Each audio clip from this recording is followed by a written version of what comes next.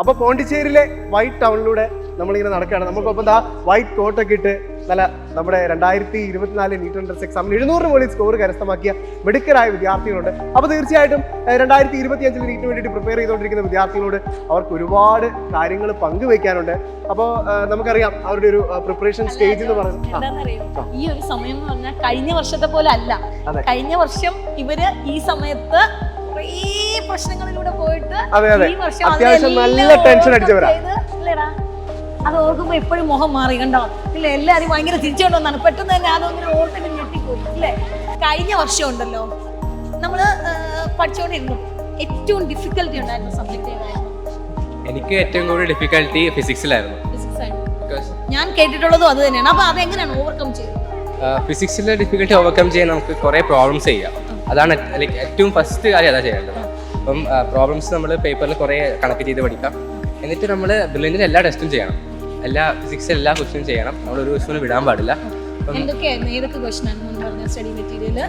Study material, പിന്നെ class not, പിന്നെ work book, അങ്ങനെ പിന്നെ ഓൺലൈൻ നമുക്ക് ഈ ലേണിംഗ് ആപ്പിൽ കുറേ ക്വസ്റ്റ്യൻസ് ഉണ്ടാവും. അപ്പോൾ അതൊക്കെ നമ്മൾ ചെയ്ത് പഠിക്കണം. ഒരു ക്വസ്റ്റ്യൻ വിടാൻ പാടില്ല. മാക്സിമം നമ്മൾ നീറ്റിന് മുമ്പ് ചെയ്ത് തീർക്കാൻ നോക്കാം. അത്രയും ക്വസ്റ്റ്യൻസ് ചെയ്തപ്പോൾ തന്നെ അത്രയും ഡിഫിക്കൽട്ടി ആയിട്ടുള്ള ഒരു സബ്ജക്റ്റിനെ കൈപ്പിടിയിൽ ഒതുക്കാൻ പറ്റി. പിന്നെ ഫോർമുലാസ് ഒക്കെ നമ്മളൊരു ഷീറ്റിലൊക്കെ എഴുതി വെച്ച് ഫോർമുല ഷീറ്റ് ഉണ്ടാക്കുക. അപ്പം അങ്ങനെയൊക്കെ നമുക്ക് ലാസ്റ്റത്തെ മിനിറ്റ് റിവൈസ് ചെയ്യാൻ ഭയങ്കര എളുപ്പമായിരിക്കും. എടാ ഇവിടെ ആർക്കാടാ കെമിസ്ട്രി പേടിയുള്ളത്? പേടിയാണോ? അയ്യോ കെമിസ്ട്രി പേടിക്കാരൻ്റെ കെമിസ്ട്രി പേടിക്കാരെല്ലാം ശ്രദ്ധിച്ചോ. കാരണം ഇവൻ എങ്ങനെയാണ് കെമിസ്ട്രി ഓവർകം ചെയ്തതെന്ന് ഇവൻ പറഞ്ഞു തരും. എൻ്റെ പേര് മുഹമ്മദ് അഫ്ലഹ്, ഞാൻ കോഴിക്കോട് നിന്നാണ് വരുന്നത്. കെമിസ്ട്രിയിൽ എനിക്ക് ഏറ്റവും ടഫായിട്ട് തോന്നിയ വിഷയം കെമിസ്ട്രി, പ്രത്യേകിച്ച് ഓർഗാനിക് കെമിസ്ട്രിയിൽ എനിക്ക് നല്ല വീക്കായിരുന്നു ഞാൻ. അപ്പോൾ ഞാൻ എല്ലാ ഇക്വേഷൻസും എല്ലാ റിയാക്ഷൻസും ഞാൻ വേറെ തന്നെ ഒരു ചാർട്ട് ഉണ്ടാക്കി. റിയാക്റ്റൻ്റ്, റിയേജൻറ്റ്, അതിന് വേണ്ട എൻസൈം, അങ്ങനെ വേറെ വേറെ ഇതിൻ്റെ ഇമ്പോർട്ടൻറ്റ് പോയിന്റുകൾ അതെല്ലാം കൂടെ ഞാനൊരു ചാർട്ടാക്കി പ്രിപ്പയർ ചെയ്ത് സൂക്ഷിച്ചിരുന്നു. അപ്പോൾ അവസാന നിമിഷം ഇത് റിവൈസ് ചെയ്യാൻ വളരെ ഉപകാരപ്പെട്ടിനി. പിന്നെ ഇനോർഗാനിക് ആണെങ്കിൽ അവിടുത്തെ ഇക്വേഷൻസ് കാര്യങ്ങളൊക്കെ വേറെ നോട്ടാക്കിയിട്ടും വെച്ചു. അപ്പോൾ അത് നല്ല ഹെൽപ്ഫുള്ളായിരുന്നു. പിന്നെ കുറേ ക്വസ്റ്റ്യൻ ചെയ്തു, സ്റ്റഡി മെറ്റീരിയൽ, വർക്ക് ബുക്ക്. പിന്നെ ബ്രില്യൻറ്റിൻ്റെ ഒരു എക്സാം പോലും മിസ് ചെയ്തിട്ടില്ല. അത് വളരെ ഇമ്പോർട്ടൻ്റ് ആയിട്ടുള്ളൊരു കാര്യമാണ്. നമ്മളെല്ലാ എക്സാമും എഴുതുക. നമ്മൾ ഇത്ര പഠിച്ചിട്ടില്ലെങ്കിലും എല്ലാ എക്സാമും പോയി അപ്പിയർ ചെയ്യുക എന്നുള്ളത് ഒരു വലിയ കാര്യമാണ്. അതുപോലെ എടാ ഒരു കാര്യമുണ്ട്, ബയോളജി എത്ര വായിച്ചാലും മറന്നു പോവും. ബയോളജിയാണ് പ്രശ്നം എന്നാണ് എല്ലാവരും പറയുന്നത്. മറക്കാൻ ഏറ്റവും എളുപ്പമുള്ളത് ബയോളജി ആണെന്നാണ് പറഞ്ഞത്. മക്കളെ എങ്ങനെയായിരുന്നു ബയോളജി ക്രാക്ക് ചെയ്യുന്നത്? ബയോളജി ഇങ്ങനെ കാണാപ്പാടം പഠിക്കേണ്ട പോയിന്റ്സ് ഒക്കെ അത് എഴുതി തന്നെ വെക്കണം.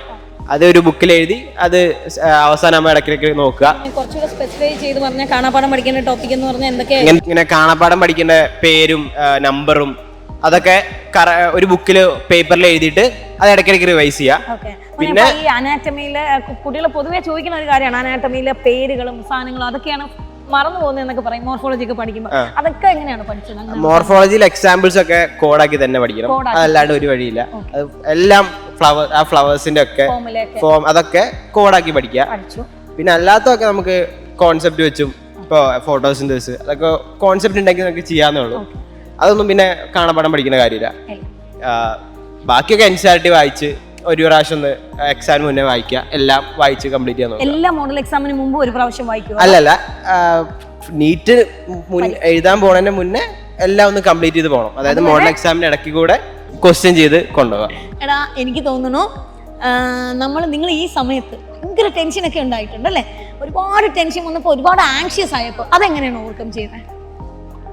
ടെൻഷനെ കുറിച്ച് പറയുമ്പോൾ ഏറ്റവും കൂടുതൽ ഹെൽപ്പ് ചെയ്തത് ഒന്ന് ബ്രില്യൻറ്റിലെ ഫാക്കൽറ്റീസും പിന്നെ ഫാമിലിയും തന്നെയാണ്. അതിലെനിക്ക് പ്രത്യേകിച്ച് പറയേണ്ടത് എൻ്റെ ഹോസ്റ്റൽ വാർഡൻ അജിത് സാറ്, പിന്നെ ക്ലാസ് ടീച്ചർ സുവർണ മാം. അപ്പോൾ എനിക്ക് എന്തെങ്കിലും ഒരു എന്തായാലും എല്ലാവർക്കും ഉണ്ടാവുന്ന പോലെ തന്നെ എനിക്കും ഡൗൺഫോൾ ഉണ്ടാവും, ഇടയ്ക്ക് നല്ല മാർക്കും ഉണ്ടാവും. അപ്പം അങ്ങനെ ചില സമയം മാർക്ക് കുറഞ്ഞ സമയം നല്ല സങ്കടം ഉണ്ടാവും. അപ്പോൾ അന്നേരം ഞാൻ വേഗം അജിത് സാറിനോട് കരഞ്ഞിട്ടില്ല, പക്ഷെ ഉള്ളിൽ കരഞ്ഞിട്ടുണ്ട്. അത് വീട്ടുകാരെ വിളിച്ച് അവർക്ക് അപ്പൊ അവരെന്നെ കുറെ സമാധാനിപ്പിക്കും. അല്ലെങ്കിൽ പിന്നെ വാർഡനും ഭയങ്കര സപ്പോർട്ടീവാണ്. അതായത് ഇപ്പൊ ഞാൻ എന്തെങ്കിലും പറഞ്ഞു പോയാലും മൂപ്പർ ഭയങ്കര പോസിറ്റീവായിട്ട് എന്നെ അടുത്ത പ്രാവശ്യം പിടിക്കാൻ ഇത് പ്രശ്നമില്ല, എനിക്ക് എപ്പോഴും കിട്ടുന്നതല്ലേ, ഒരു എക്സാമിൽ സംഭവിച്ചതാണ് അങ്ങനെ പറയും. പിന്നെ ജോസഫ് സാർ ആയിരുന്നു കോർഡിനേറ്റർ. അപ്പം സാറിൻ്റെ അടുത്ത് ഞാൻ ഇടയ്ക്കിടയ്ക്ക് പോകാറുണ്ടായിരുന്നു. അപ്പോൾ സാറും സപ്പോർട്ടീവാണ്. അപ്പം സ്ട്രെസ് എല്ലാവർക്കും ഉണ്ടാവും, പക്ഷെ ഇവരുടെ ഹെൽപ്പ് കൊണ്ട് അതൊരുവിധം മാനേജ് ചെയ്യാൻ പറ്റും. അഭിഷേക് മോനെ എപ്പോഴെങ്കിലും ഒക്കെ എനിക്ക് ഇത് വേണമായിരുന്നു, വേണ്ടായിരുന്നു, അയ്യോ ഇത്രയും കഷ്ടപ്പാടുണ്ടോ, അങ്ങനെ തോന്നിയിട്ടുണ്ട് ഈ ത്രൂ ഔട്ട് ദ സ്റ്റഡി? തീർച്ചയായും തോന്നിയിട്ടുണ്ട്. കാരണം ഞാൻ ബ്രില്യൻറ്റിൽ റിപ്പീറ്റ് ചെയ്യാൻ വേണ്ടി വരുന്നതിന് മുൻപ് തന്നെ ഫിസിക്സ് ഒരുവിധം എങ്ങനെ ആയിരിക്കും എന്നൊരു ഐഡിയ ഉണ്ടായിരുന്നെങ്കിലും ബയോളജി ഇത്രമാത്രം കണ്ടന്റ് ശരിക്കും പഠിക്കാനുണ്ടായിരുന്നു എന്ന് ഞാൻ മനസ്സിലാക്കിയത് ബ്രില്യൻറ്റിൽ വന്നതിന് ശേഷമാണ്.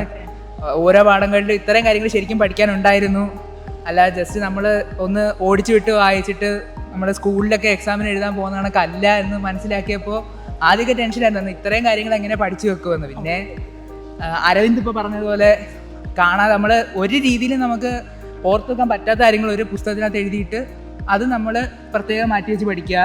അല്ലാതെ നമുക്ക് എന്തെങ്കിലും രീതിയിൽ നമുക്ക് മനസ്സിലാക്കി വെക്കാൻ പറ്റുന്ന എന്തെങ്കിലും ഉണ്ടെങ്കിൽ അത് നമ്മളെ കൊണ്ട് ഓർത്ത് വെക്കാവുന്ന രീതിയിൽ ഓർത്ത് വെക്കാൻ കഴിയണം.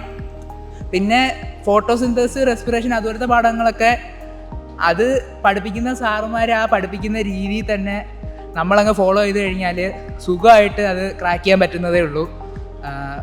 അതോടെ തന്നെ ബയോളജി ഒരുവിധം എനിക്ക് ഓക്കെ ആക്കാൻ പറ്റി. എനിക്ക് അത്രയും കോൺഫിഡൻസ് ഇല്ലായിരുന്നു, പക്ഷേ ക്ലാസ്സുകളെല്ലാം കഴിഞ്ഞപ്പോഴത്തേക്ക് എനിക്ക് ഓക്കെ ആക്കാൻ പറ്റി. മോനെ ത്രൂ ഔട്ട് ദ ജേണി എനിക്ക് തോന്നുന്നില്ല ഒരു സ്റ്റേബിൾ ആയിട്ട് മാർക്ക് വാങ്ങിച്ചു പോകാൻ പറ്റുമെന്ന് തോന്നുന്നില്ല. ഇടയ്ക്കൊക്കെ കൂടിയിട്ടും കുറഞ്ഞിട്ടും ഒക്കെ ഉണ്ടാവും.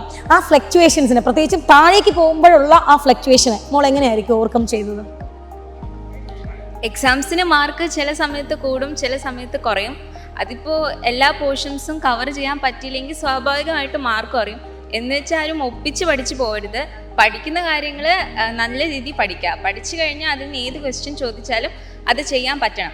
പിന്നെ ഒരിക്കലും നിങ്ങളുടെ എക്സാംസിൻ്റെ ഇപ്പോഴത്തെ മാർക്ക് വെച്ച് നിങ്ങളുടെ ഫൈനൽ നീറ്റ് റിസൾട്ട് അങ്ങനെ ആയിരിക്കും എന്ന് വിചാരിക്കരുത്.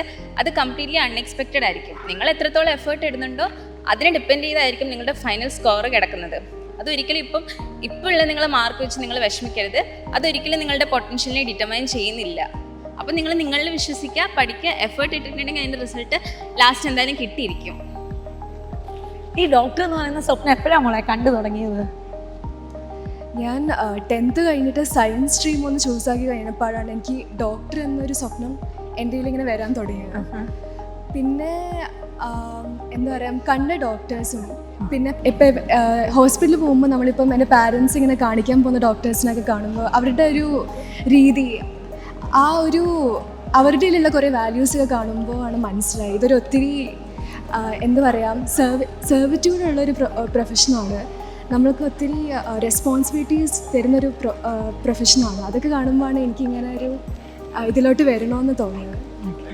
മോനെ ഇപ്പോൾ ഇഷ്ടപ്പെട്ട് ആഗ്രഹിച്ച ഡോക്ടറായി ജിപ്മറിലെത്തി നമ്മൾ ഈ ബീച്ചിലൂടെ ഇങ്ങനെ നടക്കുന്നു.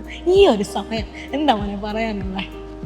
ഞാൻ സത്യം പറയാം very thankful to my parents and teachers and brilliant family. എന്താ വെച്ചാൽ ഞാൻ ഇപ്പോൾ ഇവിടെ നിൽക്കുന്ന കാരണം ബ്രില്യൻ്റ് കാരണമാണ്. എന്താ വെച്ചാൽ അല്ലെങ്കിൽ എനിക്ക് തോന്നുന്നില്ല ഞാൻ നീറ്റ് ഇങ്ങനെ ക്രാക്ക് ചെയ്ത് ഇത്രയും ഹൈ മാർക്ക് കിട്ടുന്നു. ബ്രില്യൻറ്റിൻ്റെ ആ സ്റ്റഡി മെത്തേഡ്സ് ഞാൻ ഫോളോ ചെയ്ത് അഡോപ്റ്റ് ചെയ്ത് പിന്നെ ആ സ്റ്റഡി എക്സാം സോൾവ് ചെയ്തിട്ട് തന്നെയാണ് ഇവിടെ വന്നത്. സോ ലൈക്ക് അതുകൊണ്ടാണ് ജിപ്മറിൽ പഠിക്കാൻ പറ്റിയത്, because of brilliant. So I am really grateful to brilliant. Devadarshan മോനെ എനിക്ക് തോന്നുന്നു ഏറ്റവും കൂടുതൽ സ്ട്രഗിൾ ചെയ്ത ഒരു ഇയർ ആയിരിക്കും നിങ്ങളുടെ എന്ന് തോന്നുന്നു അല്ലേ? റിസൾട്ടിൻ്റെ സമയത്തൊക്കെ ഒരുപാട് കൺഫ്യൂഷൻസ്, ഒരുപാട് ഡിലമ, ഒരുപാട് ട്രോമ, അതിനെയൊക്കെ എങ്ങനെ ഓവർകം ചെയ്തിട്ടാണ് ഇത്രയും സന്തോഷമായിട്ട് പവർഫുൾ ആയിട്ട് നിൽക്കുന്നത്? അത് എക്സാം ഒക്കെ എഴുതി കഴിഞ്ഞപ്പോഴത്തേക്കും ഭയങ്കര സന്തോഷമായിരുന്നു. കാരണം എല്ലാവർക്കും നല്ല ഹൈ സ്കോറിംഗ് എക്സാം ഒക്കെ ആയിരുന്നു. പിന്നെ ഈ റിസൾട്ടും അതിനെ ചുറ്റിപ്പറ്റിയുള്ള പ്രശ്നങ്ങളൊക്കെ വന്നപ്പോൾ ശരിക്കും വീണ്ടും ഒരു എക്സാം നടക്കുമോ ഇതെല്ലാം കൂടി ഇനി, കാരണം നമ്മൾ എത്ര പഠിച്ചിട്ടുണ്ടെങ്കിലും ഒരു ഭാഗ്യം എന്ന് പറയുന്ന എലമെന്റ് നല്ലപോലെ ഉണ്ട് ഇതൊക്കെ. അപ്പോൾ ഒന്നും കൂടെ എഴുതുക എന്ന് പറയുന്നതിനെ കുറിച്ച് നല്ല പേടി ഉണ്ടായിരുന്നു. അവസാനം അതിങ്ങനെ ആവശ്യമില്ല, എനിക്ക് ജിപ്മർ പോലെ ഇത്ര നല്ല ഇൻസ്റ്റിറ്റ്യൂട്ട് പഠിക്കാൻ കിട്ടിയെന്ന് പറഞ്ഞപ്പോഴത്തേക്കും ആ ഒരു സന്തോഷത്തിലുണ്ട്. ഇപ്പോഴും ഇത്രയും മാസമായിട്ടും അതിന്റെ സന്തോഷത്തിൽ ഇങ്ങനെ പോയിക്കൊണ്ടിരിക്കും. ഇതുവരെ ആ ലോകത്ത് നിന്ന് പുറത്തു വന്നിട്ടില്ല, ആ ഒരു സന്തോഷത്തിലാണ്. മക്കളെ ഇപ്പോൾ ജിപ്മറിൽ വന്നു പഠിക്കുന്നു, നമ്മൾ പഠിക്കാൻ തുടങ്ങുന്നു. അപ്പോൾ ഈ ഒരു തുടക്കം ശരിക്കും നമ്മുടെ ലൈഫിൻ്റെ പുതിയൊരു ജേണിയാണ് അല്ലേ? ഈ ജേണി മുന്നോട്ട് എങ്ങനെ കാണുന്നു? കാരണം ഇപ്പോൾ തന്നെ പലരും പറയുന്നു, അല്ലെങ്കിൽ നമുക്ക് എല്ലാവർക്കും അറിയാം ഇത്രയും ക്ലിനിക്കൽ എക്സ്പോഷറുള്ള വേറൊരു ഹോസ്പിറ്റലില്ല പഠിക്കാനായിട്ട്. അപ്പോൾ മോള് ഇനിയുള്ള ലൈഫിൽ കുറച്ച് കാര്യങ്ങൾ അവർക്ക് ഫർദർ നിങ്ങൾ അത് സ്വപ്നം കാണുന്നുണ്ടോ, അതോ ഇനി ഫർദർ കുറച്ചൊക്കെ കഴിഞ്ഞിട്ടേ ആലോചിക്കുന്നുള്ളൂ? അതൊക്കെ എങ്ങനെയായിരിക്കും? അല്ല, നമ്മൾ ഇപ്പോഴേ സ്വപ്നം കണ്ട് തുടങ്ങണം. ഇനി നമ്മൾ MBBS കഴിഞ്ഞിട്ട് ഇതൊക്കെ പെട്ടെന്ന് 5 വർഷം പെട്ടെന്ന് പോകും. പിന്നെ നമ്മൾ എന്ത് ചെയ്യണം, അല്ലെങ്കിൽ നമ്മൾ നമുക്ക് ഇഷ്ടമുള്ള സ്പെഷ്യാലിറ്റി തീരുമാനിക്കണം, അതൊക്കെ ഇപ്പോഴേ നമ്മൾ ആലോചിച്ച് തുടങ്ങണം. അതിനൊക്കെ ഇപ്പം തന്നെ നമുക്ക് ഇവിടുന്ന് തന്നെ നല്ല ഗൈഡൻസ് കിട്ടുന്നുണ്ട്. ഇപ്പം നമുക്ക് ഏർലി ക്ലിനിക്കൽ എക്സ്പോഷർ എന്ന് പറഞ്ഞ ഓരോ ആഴ്ചയിൽ നമുക്ക് വെള്ളിയാഴ്ച ദിവസം നമ്മളിപ്പം ന്യൂറോ സർജറിയിലും അതുപോലെ കഴിഞ്ഞ ദിവസം നമ്മൾ പ്ലാസ്റ്റിക് സർജനും ഒക്കെ നമുക്ക് വന്ന് സംസാരിക്കും. അപ്പൊ നമുക്ക് കൂടുതലായിട്ട് കിട്ടുന്നുണ്ട്. അപ്പം ഇപ്പം ഓരോ സ്പെഷ്യാലിറ്റിയിൽ അവരെന്തൊക്കെയാണ് ചെയ്യുന്നത്, അതിനെക്കുറിച്ചുള്ള അതിന്റെ ഇമ്പോർട്ടൻസ് ഒക്കെ നമുക്ക് ഇപ്പോഴേ മനസ്സിലായി തുടങ്ങുന്നുണ്ട്. അപ്പൊ തന്നെ ഇപ്പൊ തന്നെ നമുക്ക് ഫസ്റ്റ് ഇയറിൽ തന്നെ നമുക്ക് ഒന്നെങ്കിൽ തീരുമാനിക്കാം, നമുക്ക് ഇഷ്ടമുള്ളത് തീരുമാനിക്കാം. അതിനിപ്പം എത്ര കട്ട് ഓഫ് ആണ്, അല്ലെങ്കിൽ എത്ര മാർക്ക് മേടിക്കണം എന്നൊക്കെ നമുക്ക് ഇപ്പോഴേ സ്വപ്നം കണ്ടു തുടങ്ങാം. പിന്നെ നീറ്റ് കൊണ്ട് ഒതുങ്ങുന്നില്ല, നമ്മൾ ഇവിടെ വന്നും ഒരു എഫേർട്ട് ഇട്ടേ പറ്റത്തുള്ളൂ. കാരണം എല്ലാ എക്സാമും ഇവിടെയും പാസ്സാവണം. അവിടെ ഇപ്പം നമ്മൾ ഇപ്പോഴും ജസ്റ്റ് ബിഗിനിങ് ആണ്.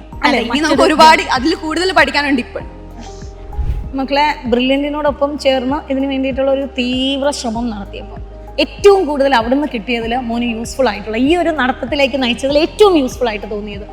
മെയിൻലി യൂണിറ്റ് എക്സാംസിൻ്റെ കൂടെ മോഡൽ എക്സാംസ് ആയിരുന്നു ഏറ്റവും ഹെൽപ്ഫുൾ ആയത്. എപ്പോഴും ക്ലാസ് വല്ലതും മിസ്സായാലും എക്സാംസ് എപ്പോഴും എഴുതണമെന്നായിരുന്നു ട്രൈ ചെയ്യുന്നത്. ക്ലാസ് ഒരിക്കലും ക്ലാസ് മിസ് ചെയ്തിട്ടോ അല്ലെങ്കിൽ പഠിക്കണം എന്ന് വിചാരിച്ചു വീട്ടിൽ ഇരുന്നിട്ടില്ല, ഫുൾ എക്സാമും എഴുതിയിട്ടുണ്ട്. എക്സാംസ് ആണെങ്കിൽ ക്ലാസ് വല്ലതും പണി വല്ലതും അതൊരു എന്താണ് ഒരു എക്സാം പോയി എഴുതുന്ന എപ്പോഴും ഉറപ്പിച്ചിട്ടുണ്ട്. കമ്പൽസറി ആയിട്ട് മോനെ എക്സാമുകളിലൂടെ ഒരാൾ എത്തി എന്ന് പറയുന്നു. ഈ എക്സാം എഴുതി തുടങ്ങുന്ന ആ ഒരു സമയമുണ്ടല്ലോ, അതായത് ഇപ്പൊ നമ്മുടെ യൂണിറ്റ് എക്സാം ഇപ്പൊ തുടങ്ങിയിട്ടേ ഉള്ളൂ, ഈ ഒരു സമയം, ആ തുടങ്ങിയ സമയം ഒന്ന് വിലയിരുത്താമോ? അതായത് ഞാൻ ഫസ്റ്റ് ഈ മോഡൽ എക്സാം ഒക്കെ തുടങ്ങിയപ്പോൾ എനിക്ക് നല്ല ടെൻഷൻ ഉണ്ടായിരുന്നു. എനിക്ക് ഇപ്പോഴും ഓർമ്മയുണ്ട്, ഈ ഫസ്റ്റത്തെ എക്സാമിന് അവിടെ ഇരിക്കുമ്പോൾ ഒക്കെ ഇങ്ങനെ ഹാർട്ട് ബീറ്റ് ഒക്കെ നല്ലോണം കൂടുന്നു. പക്ഷെ പിന്നെ നമ്മൾ ഈ മോഡൽ എക്സാം എഴുതിയൊക്കെ ആ പേടി അങ്ങ് മാറും. പിന്നെ ലാസ്റ്റ് എക്സാം ഒരു സാധാരണ മോഡൽ എക്സാം പോലെ തന്നെ നമുക്ക് തോന്നും. അങ്ങനെയൊക്കെ തന്നെ ആയിരുന്നു. പിന്നെ ഈ മോഡൽ എക്സാം ഒക്കെ എഴുതി അതിൻ്റെ എന്തൊക്കെ തെറ്റ് വരുന്നത് ഇതൊക്കെ നോക്കുക. പിന്നെ സില്ലി മിസ്റ്റേക്ക് ഏതൊക്കെ വരുന്നുണ്ട്, അതായത് സില്ലി മിസ്റ്റേക്ക് ഇനിയും നമ്മൾ റിപ്പീറ്റ് ചെയ്യാൻ ചാൻസ് ഉണ്ട്. അതൊക്കെ അപ്പം നമ്മൾ നോട്ട് ചെയ്ത് വെക്കുക, കാരണം റിപ്പീറ്റ് ചെയ്യാൻ അതുണ്ടായിരുന്നു. പിന്നെ ചില മിസ്റ്റേക്ക് നമ്മൾ മറന്നു വേണ്ട ചാൻസ് ഉണ്ട്, അതൊക്കെ നമ്മൾ നോട്ട് ചെയ്ത് വെക്കും. ഇനി അത് വരാതിരിക്കാനും നോക്കും. അങ്ങനെയൊക്കെ പിന്നെ എക്സാം ഹാളിൽ ഭയം ഉണ്ടായിരുന്നു, ഭയം തുടങ്ങി എന്ന് പറഞ്ഞു. ശരിക്കും നീറ്റ് പരീക്ഷയ്ക്ക് പോയപ്പോൾ അല്ലെങ്കിൽ മോഡൽ എക്സാമിൻ്റെ സമയങ്ങളാണ് ഇപ്പോൾ. അപ്പോൾ മോഡൽ എക്സാമിൻ്റെ സമയത്ത് ഭയങ്കര കൺഫ്യൂഷൻ, എങ്ങനെ ശരിക്കും ടൈമൊക്കെ ആദ്യമായിട്ട് മാനേജ് ചെയ്ത് തുടങ്ങുകയാണ്, അല്ലെങ്കിൽ നമ്മൾ ആ ഒരു ആംബിയൻസിലേക്ക് ആദ്യമായിട്ട് വന്നു തുടങ്ങുകയാണ്. അതിനെ ഓവർകം ചെയ്ത് ഫൈനൽ നീറ്റ് പരീക്ഷ നന്നായിട്ട് ഓവർകം ചെയ്താണ് ജിപ്പറിലെത്തിയത്. അത് കുറച്ചുകൂടെ ഒന്ന് പറഞ്ഞു കൊടുക്കാവോ എങ്ങനെയാണെന്ന്? നമ്മൾ ആദ്യമൊക്കെ മോഡൽ എക്സാം എഴുതി തുടങ്ങുമ്പോൾ സ്വാഭാവികമായിട്ടും നമുക്ക് അതിൻ്റെ ടെൻഷനും കാര്യങ്ങളും എല്ലാം ഉണ്ടാവും. പക്ഷേ നമ്മളിങ്ങനെ എഴുതി വന്ന് ആ ടെൻഷനും കാര്യങ്ങളൊക്കെ എത്രത്തോളം കുറയ്ക്കാൻ പറ്റുന്നുള്ളതിലാണ് നമ്മുടെ വിജയം, യഥാർത്ഥത്തിൽ വിജയം. അതിന് ആദ്യമൊക്കെ നമുക്ക് സ്വാഭാവികമായിട്ട് ടെൻഷൻ കാണും. അപ്പോൾ പയ്യെ നമ്മൾ പ്രാക്ടീസ് സ്വയമായിട്ടൊരു കോൺഫിഡൻസ് ഉണ്ടാക്കിയെടുക്കുക, നമ്മളെ കൊണ്ട് പറ്റും, നമ്മൾ പഠിച്ചതാണ്, നമ്മളെ കൊണ്ട് പറ്റുന്നുള്ളൊരു കോൺഫിഡൻസ് ഉണ്ടാക്കിയെടുത്താൽ പിന്നെ അങ്ങോട്ടെല്ലാം എളുപ്പമാണ്. അങ്ങനെ വന്നത് എനിക്ക് ഓർമ്മയുണ്ട്. ഞാൻ കഴിഞ്ഞ നീറ്റ് എഴുതിയപ്പോൾ എനിക്കൊരു സാധാ ഒരു മോഡൽ എക്സാം എഴുതുന്നൊരു ഫീൽ മാത്രമായിരുന്നു എനിക്കുണ്ടായിരുന്നു.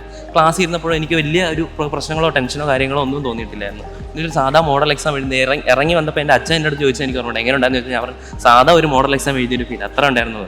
പിന്നെ റിസൾട്ട് വന്നപ്പോൾ നല്ല മാർക്കും കാര്യങ്ങളും ഉണ്ടായിരുന്നു. അപ്പോൾ അതൊരു ടെൻഷൻ കാര്യങ്ങളൊക്കെ ഒരു വലിയ ഫാക്ടറാണ്. അത് ഒഴിവാക്കാൻ പറ്റുന്നിടത്തോളം ഒഴിവാക്കുക, വേണ്ടെന്ന് പറയുന്നില്ല, എങ്കിലും നമുക്കൊരു മോട്ടിവേഷൻ കൂടെ അല്ലേ ടെൻഷനും കാര്യങ്ങളെന്ന് പറയുമ്പോൾ. അപ്പോൾ നമ്മൾ മാക്സിമം അത് കുറയ്ക്കാൻ നോക്കുക, അവിടെ നമ്മൾ വിജയിക്കും. എനിക്ക് തോന്നുന്നു നിങ്ങളോട് ഇത് തന്നെയാണ് പറയാനുള്ളത്. ടെൻഷനും കാര്യങ്ങളും ഒരു മോട്ടിവേഷനായിട്ട് എടുക്കണം. അതെ, ഈ ഒരു സമയം നിങ്ങളെല്ലാവരും ഇതേ അവസ്ഥകളിലൂടെ കടന്നു പോകുമ്പോൾ ഈ ഒരൊറ്റ വാക്ക് ഓർത്താൽ മതി, ടെൻഷൻ ആയിരിക്കണം നിങ്ങളുടെ മോട്ടിവേഷൻ. കാരണം ടെൻഷൻ ഇല്ലാതെ, സ്ട്രെസ് ഇല്ലാതെ 25 ലക്ഷത്തിലധികം കുട്ടികളെ പരീക്ഷ എഴുതുന്ന ഒരു കോമ്പറ്റേറ്റീവ് എക്സാമിനേഷൻ എഴുതാൻ ഒരു കുട്ടിക്കും കഴിയില്ല. പക്ഷെ അത് എങ്ങനെ നിങ്ങൾ മാനേജ് ചെയ്യുന്നു? നിങ്ങൾക്കൊരു സബ്ജക്റ്റിൽ ഒരു കുറവ് വന്നപ്പോൾ ഇവരെ തെളിയിച്ച കാര്യമാണ് ഇവർ നിങ്ങളോട് പറഞ്ഞത്. ഓരോ സബ്ജക്റ്റിന്റെ കുറവുകളും ഇവരെങ്ങനെയാണ് മാനേജ് ചെയ്തത്, ഇവർക്ക് വന്ന ടെൻഷൻസും ഡിപ്രഷൻസും ഒക്കെ ഇവരെങ്ങനെയാണ് ഓവർകം ചെയ്തത്, ഇതെല്ലാം നിങ്ങൾക്ക് ഓരോരുത്തർക്കും ഉള്ള പാഠമാണ്. നിങ്ങൾ ഓരോരുത്തരുമാണ് ഇവർ ഓരോരുത്തരും. നാളെ ഇതുപോലെ വൈറ്റ് കോട്ടും സ്റ്റെതസ്കോപ്പും ഇട്ട് പോണ്ടിച്ചേരിയിൽ അല്ലെങ്കിൽ മറ്റൊരു സ്ഥലത്ത് ബ്രില്യന്റ് റെയിൻസിനോടൊപ്പം നിങ്ങൾ ഓരോരുത്തരും ഉണ്ടാകണം. ഇനി നിങ്ങൾ കാണേണ്ട സ്വപ്നം അതാണ്. Brilliant Study Center, India's #1 coaching center for NEET and JEE.